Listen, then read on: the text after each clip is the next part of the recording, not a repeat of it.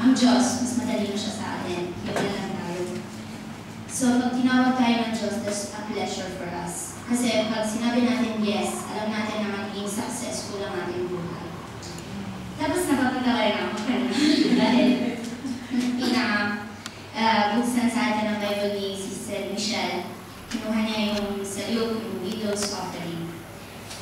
Nagagalak ako dahil marunong talaga ang Diyos. Dahil yung choose kong message, actually is parang karugtong lang doon. So, talagang hindi siya merabilyos ang Panginoon.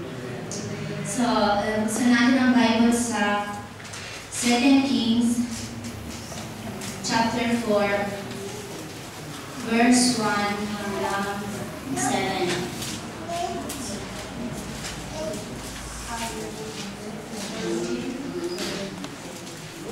Verse 1 to 7. Babasahin ko lang. 2 Kings chapter 4, verse 1 to 7. The wife of a man from the company of the prophets cried out to Elisha, "Your servant, my husband, is dead, and you know that he revered the Lord. But now his creditor is coming to take my 2 boys as his slaves." Elisha replied to her, "How can I help you? Tell me, what do you have in your house?" "Your servant has nothing there at all," she said, "except a little oil." Elisha said, "Go around and ask all your neighbors for empty jars. Don't ask for just a few. Then go inside and shut the door behind you and your sons. Pour oil into all the jars, and as each is filled, put it to one side." She left him, and afterward shut the door behind her and her sons. They brought the jars to her, and she kept pouring. When all the jars were full, she said to her son, "Bring me another one." But he replied, "There is not a jar left." Then the oil stopped flowing. She went and told the man of God, and he said, "Go sell the oil and pay your debts. You and your sons can live on what is left." Let us pray now.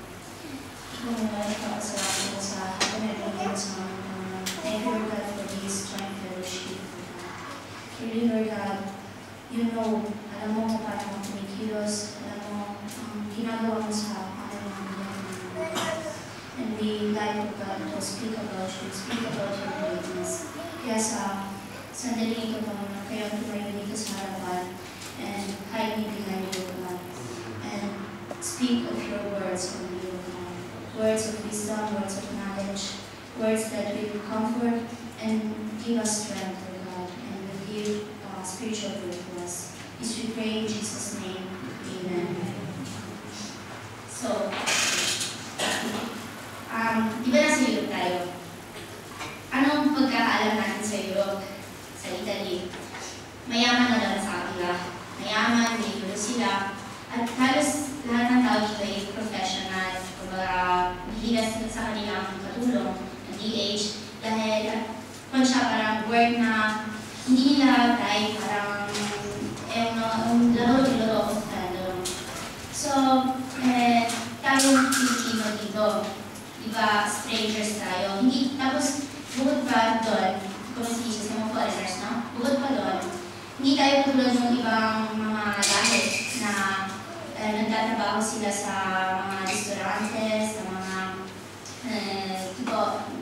hotel, ang pinipili ng Pilipinong trabaho is yung magtrabaho sa bahay ng mga senyora. Dahil mas marami daw kita doon. Pero, ang tingin nga nila dun sa ganung klaseng trabaho is yung parang motto mahina. Yung mahina, mababa. So, tayo rin, ganun din ang tingin nila sa atin. Ang tingin nila sa atin, small tayo.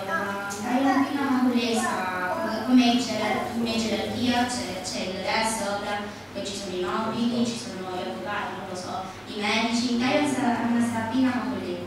Kaya pati yung mga anak natin, yung mga anak na apektuhan, naging center tayo ng discrimination, dinidespise tayo, minsan iniinsulto tayo. Ba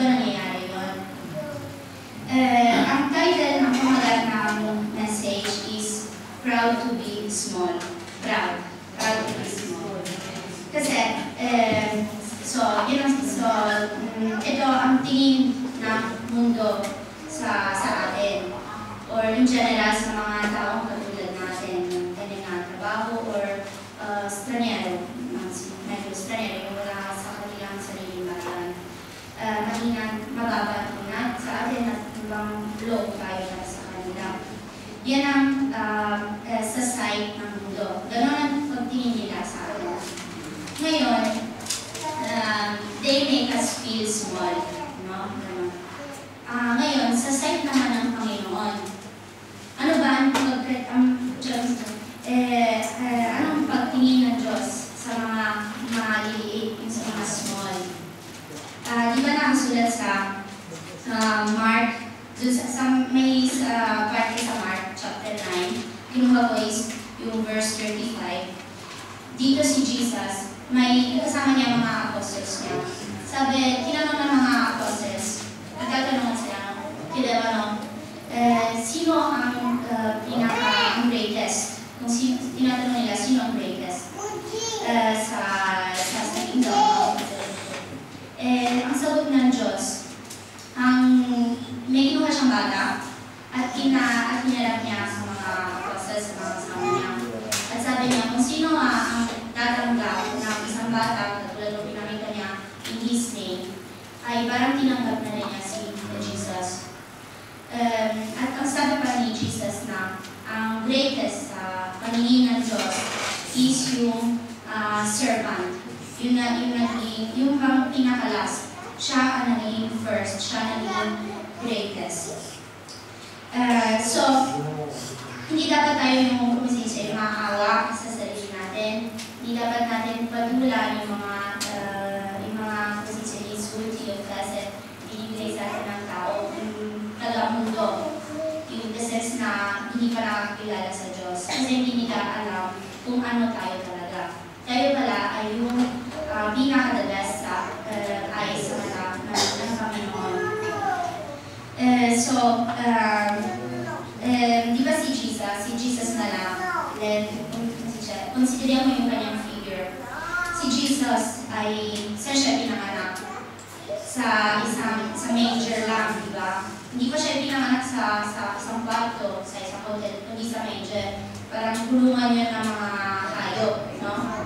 Talagang na-enado sa talagang humble na condition.